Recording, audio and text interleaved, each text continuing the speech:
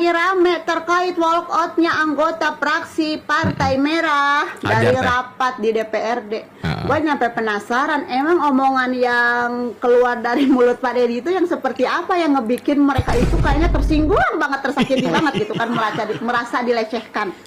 Ternyata omongan pidato Pak Deddy Mulyadi yang pada saat acara Musrenbang di Cirebon. Iya, nanti ada videonya ya. Omongan apa? Omongan terkait pembongkaran bangunan liar.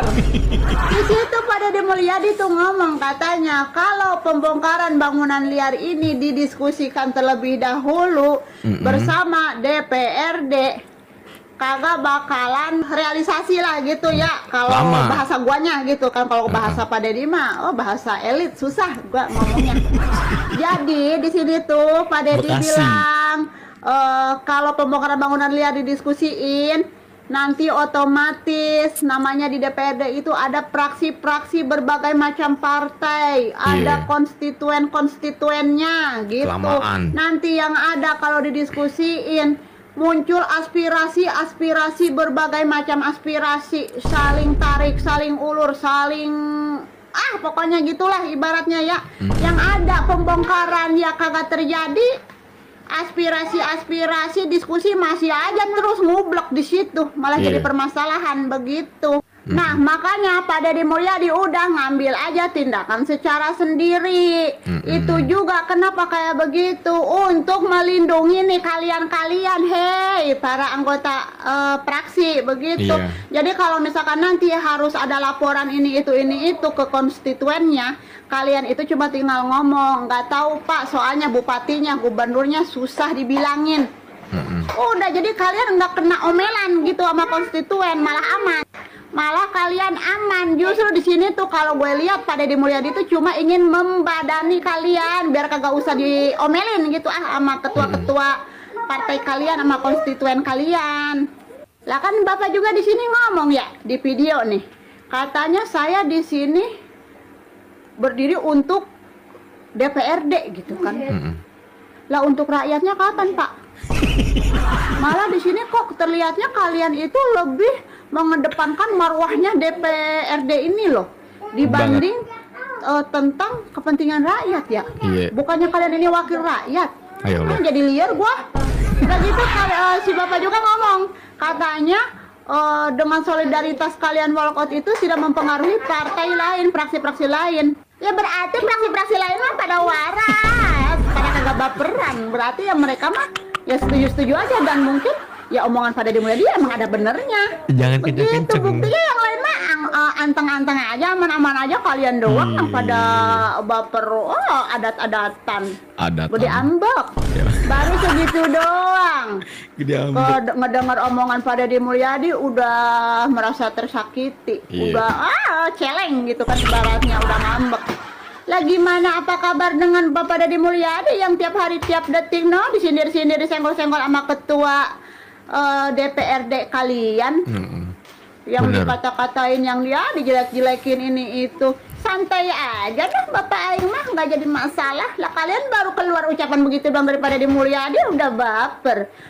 Lu belajar lagi sono, belajar lagi ketahanan hati ya. Ketahanan hati, ketahanan mental. Udah begitu. Baik. Para raja dulu tidak menyusun APBD. POC itu membangun gedung negara di Cirebon ini tidak ada itu persetujuan DPR. Ada perencanaannya, ada PPK-nya, ada KPA-nya, ada auditnya. Kemudian ada anggaran yang tidak terkontestasi. Apa kemarin Pak? Apa itu pergeseran anggaran? Kenapa? Karena saya diberi otoritas oleh Pak Mendagri Pak. Pak Deddy lakukan percepatan, bikin rencana yang cepat. Kenapa? Karena Pak Deddy harus menyongsong perubahan dengan cepat. Ada. Tetapi nanti ada lagi yang dibicarakan secara bersama. Ada Pak, nanti perubahan anggaran Pak. Nanti APBD tahun 2006 Pak, itu akan saya lakukan lagi Pak. Kenapa? Karena kalau saya bergerak, saya tidak pernah berpikir anggaran Pak. Yang penting harus berjalan, yang penting harus terlaksana. Duit mah nuturkeun, rezeki mah nuturkeun. Karena saya punya keyakinan, memimpin tidak harus selalu ada duit.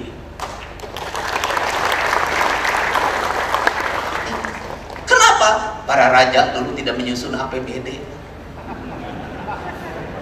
POC itu membangun gedung negara di Cirebon ini tidak ada itu persetujuan DPR-nya.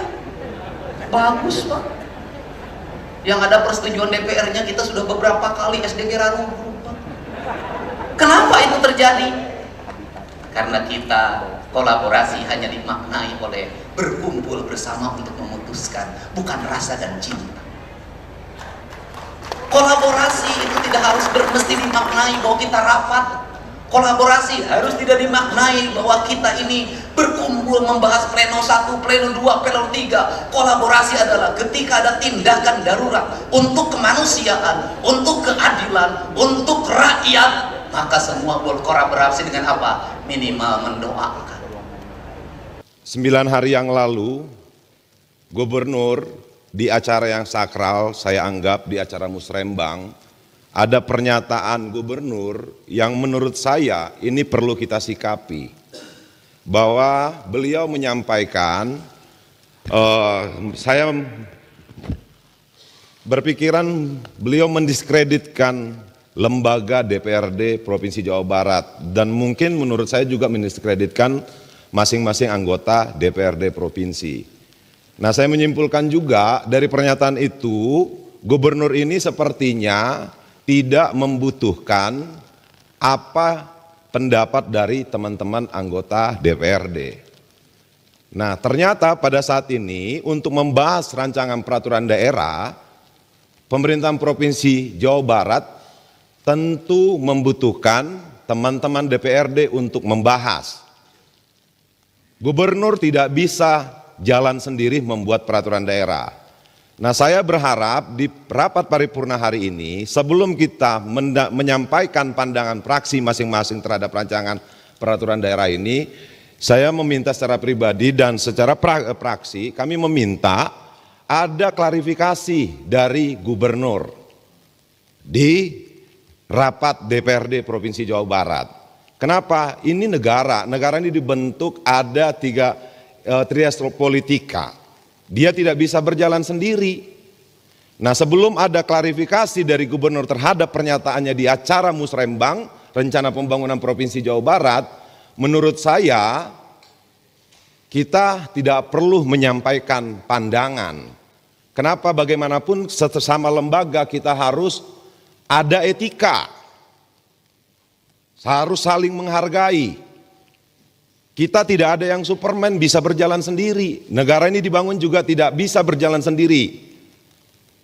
Nah, sebelum masuk kita menyampaikan pandangan, menurut saya pimpinan, saya berharap pimpinan bisa mengomunikasikan bahwa Pak Gubernur harus mau mengklarifikasi terhadap pernyataannya di acara Musrembang tanggal 7 Mei yang lalu. 9 hari ini saya menghitung hari dari tanggal 7 sampai hari ini sampai 16. DPRD tidak ada yang bersuara terhadap pernyataan itu. Nah, saya berharap dan secara khusus dari fraksi PD Perjuangan menginginkan klarifikasi dulu. Kalau memang tidak membutuhkan DPRD, ya tidak usah dibahas raperda di DPRD. Nah, mungkin itu pimpinan. Kenapa bagaimanapun negara ini atau Pemprov ini, teman-teman DPRD juga pengen Jawa Barat ini lebih maju, bukan hanya Gubernur pengen Jawa Barat ke depannya lebih baik. Mungkin itu saja pandangan dari saya, masukan dari saya, pimpinan. Saya berharap ini direspons. Kenapa sebagai pimpinan yang baik harusnya memberikan contoh yang baik. Terima kasih. Wassalamualaikum warahmatullahi wabarakatuh. Waalaikumsalam warahmatullahi wabarakatuh. Terima kasih. Izin pimpinan. Silakan, mangga.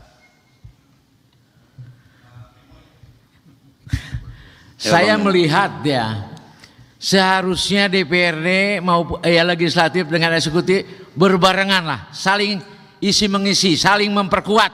Ya, tapi beberapa bulan ini memang ada suara-suara yang kurang enak juga. Ya, kita tidak saling merendahkan lah.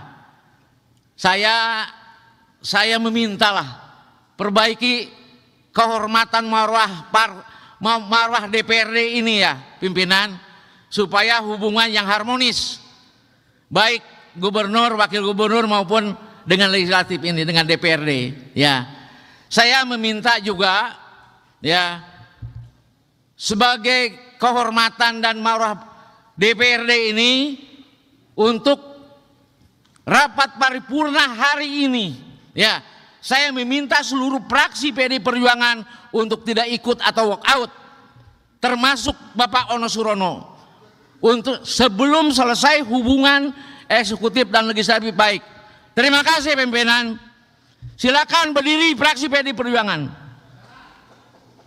Saya minta tidak ikut rapat paripurna dan walk out.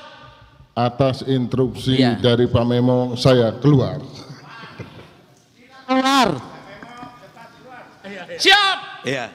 Terima kasih. Terima kasih. Terima kasih. Terima kasih. Siap. Ya.